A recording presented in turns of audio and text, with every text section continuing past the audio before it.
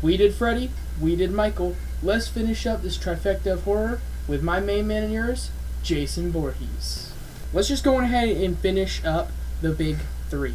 We have 14 total rankings to do today. Honorable mentions to Ghost Jason from Never Hike Alone, Never Hike Alone 2, and Never Hike Alone in the Snow. Don't forget to like and subscribe. Kiki, Mama, let's just jump right into it.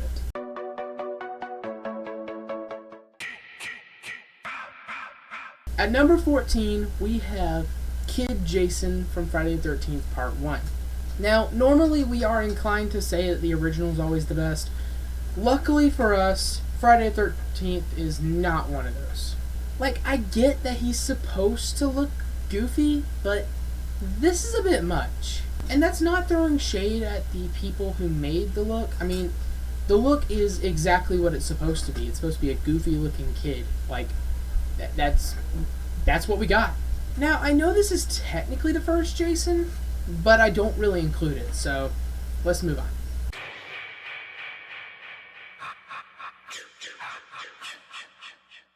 At number 13, we got the look of Jason from Freddy vs. Jason. Now, I don't know what my opinion on this is. I don't like this Jason, okay? I just straight up don't like it. I mean, like, his skin has, like, the texture of a seal's pelt. Like, it's either, like, really wet or some sort of metallic material. Listen, this Jason may be bad, but the film was nice. I mean, I really love the design of Freddy in that one.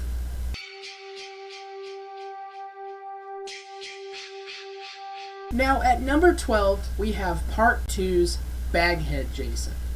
Now, honestly, I don't mind Baghead Jason that much, but I put him down this low because of the bag. I don't like it. I mean, in fact, his overall attire, I don't really like. Now, the whole inbred, hillbilly, outback thing, I find it super outlandish, you know?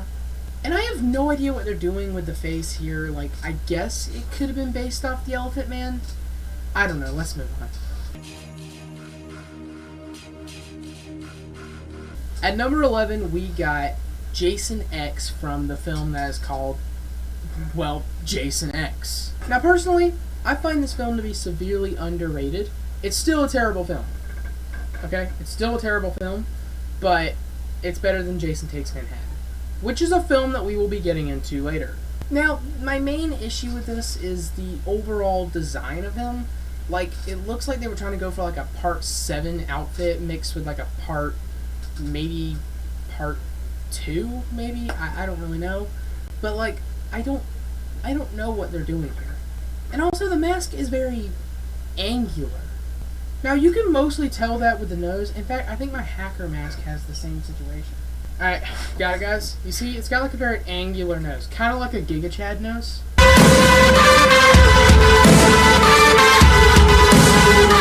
And I have no idea what they're going for with like the hair.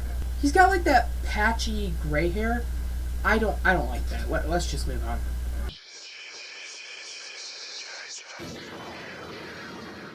Speaking of Jason Takes Manhattan, that's the one that we got. Now, this is the one that I like to call the Aqua Jason. You guys can tell me what you guys like to call it in the comments. Now, me personally, I found this film extremely confusing. Like, I couldn't understand anything that was going on. Like, at the very beginning of the film, they depicted Kid Jason as, you know, a normal-looking kid. But then, later on, they depicted him as much more slimy than he was in the first film. And then towards the end of the film, he became back to the normal-looking kid. And what was up with that ending, anyway? However, the design of Jason, however, I like that. And that's why I'm putting this above Jason X. Everything else in the film sucks. And he, like, always looks wet. Whether he's been on land for a couple hours or he just got out of the water. Here's a little fun fact for you. Did you know that every single time before they start shooting, they douse Kane Hodder in slime? Honestly, it makes sense because, like, with the whole toxic waste thing that they're going for. The kills were boring.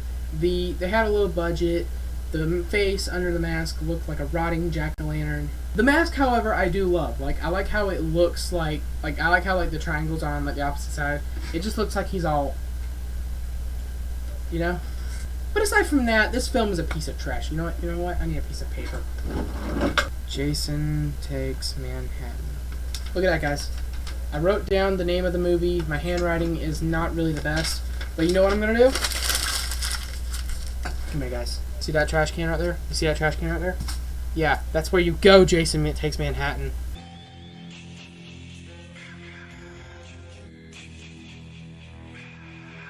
At number 9, we have a film that hurts my soul that I have to put this down so low. We have Friday the 13th Part 6, Jason Lives. Now, it has been widely accepted that this particular version of Jason is called Super Jason. And honestly, I really see that. Like, he looks like a freaking beast in this film. This is the Halloween Kills of Jason Voorhees. Now, I don't really like the texture of Jason in this one. Like, he's got like a tree barky texture. Like it looks like he's like a part of nature, which I guess kind of makes sense because he's been dead for God knows how long. Not to mention the fact that his mask only has one arrow, which honestly isn't really that big of an issue, but I don't really know why. Like, I prefer the one with the 3 arrows, but I'll take what I can get. Like, did Tommy make this mask, or did he repair the mask that Jason dropped? I don't know. Now, my primary issue with this film is what Jason's doing throughout it. Like, at this point, he's an undead corpse, so why is he collecting things? Like, throughout the film, Jason is like, oh, look at that, there's a pair of gloves right here.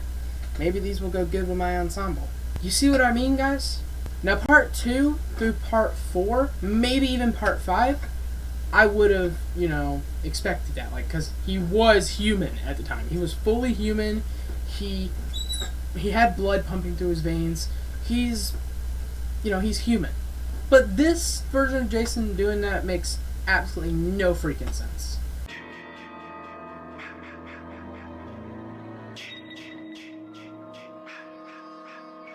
Now, at number 8, this is another film that it hurts so much to put it so low because of how iconic it is. Friday the 13th Part 3. This is the film where he first got his iconic hockey mask. He killed a kid named Shelly and took it from him, and, nobody believed that he was actually dead in the film, which makes sense because Shelly is a prankster. And then for the ending of the film, spoiler alert, even though the film's like 1 billion years old, he got like an axe to the forehead, and that gave him the trademark axe wound on his forehead. And I love this look, but I had to put it at number 8 because there are so many ones that, in my personal opinion, I find better. Also, they had to change up his face underneath the mask countless times. I think they had 10 different versions of it. I don't really know. What was that? It was just 3 versions? Wow. Speaking of the face, a lot of people find his face reveal to be, one of the most iconic face reveals ever. I'm unfortunately going to have to disagree with you guys because I happen to think his face reveal in Part 4 is a lot more iconic. Tell me, guys, which one's better? His face reveal in Part 3? Or his face reveal in Part 4?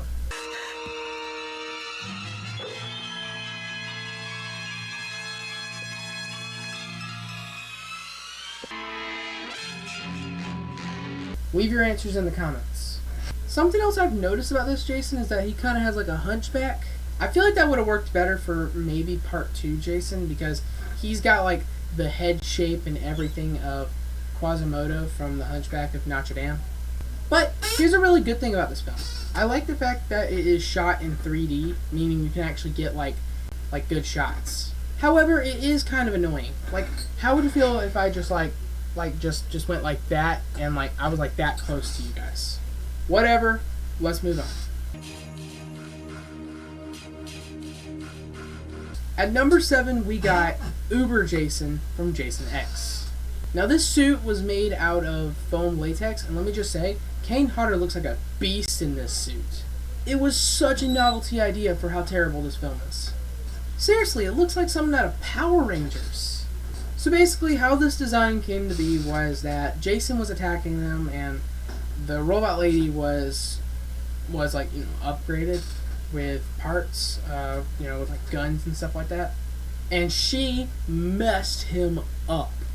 Tore him apart. I'm talking like shot off his arm, shot off his leg, most of his freaking face was missing. It was such a novelty design, and it really sucks they had to waste it for this film. By the way, quick little reminder, our Friday the 13th parody will actually be taking place right after this one. Alright, let's move on to the next one.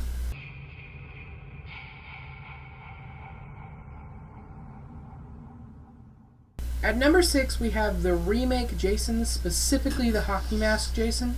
Now honestly, I don't mind this look. I find this film to be severely underrated. It is a freaking awesome film. In fact, it was actually the first film I've ever actually seen. This version of Jason is fast, he is brutal, and it just, I love it. My only issue with this is the look of Jason. Like, I guess the look of the face was cool, but like the look of, like, you know, the mask was like really, really small, the head is like way too big, and then there's like a lot of exposed neck. Honestly, there's a similar topic I should have brought up with the Versus Jason, where the mask was like way too big on Ken Kirzinger's head, but that was then. Let's focus on this. There is a lot of exposed neck here. I don't know if I like that.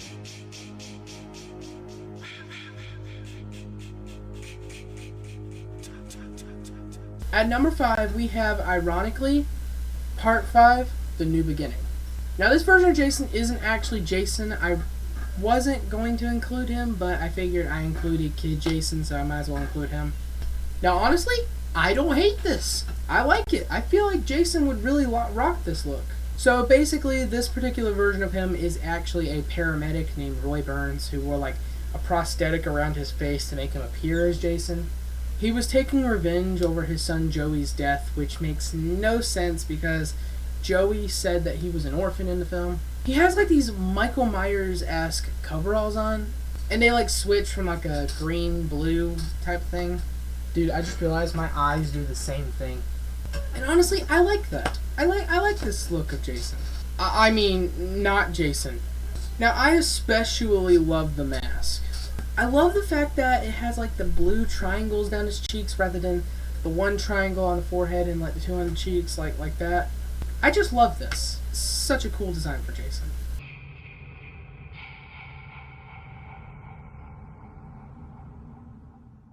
We're getting pretty close to the end, guys. Let's move on with number 4, Baghead Jason from the remake. Now, personally, I don't actually consider this one a Baghead Jason. I prefer to call this one Ripper Jason. I feel like it makes so much more sense. Mainly because of the actual Jason in this film. He is fast and brutal in this film.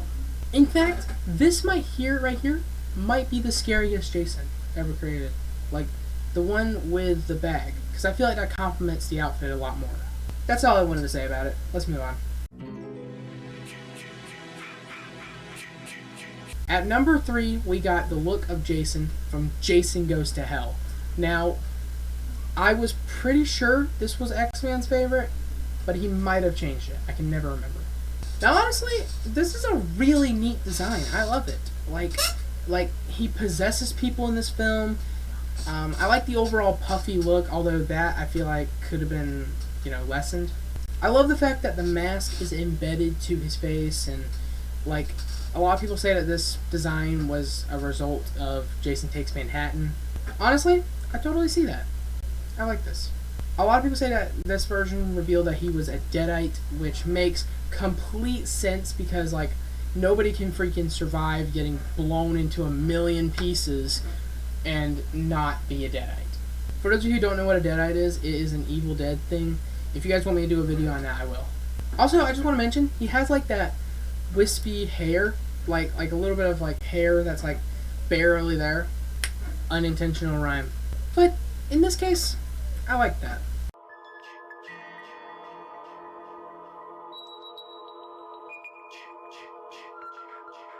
At number 2, we got Friday the 13th, The Final Chapters Jason.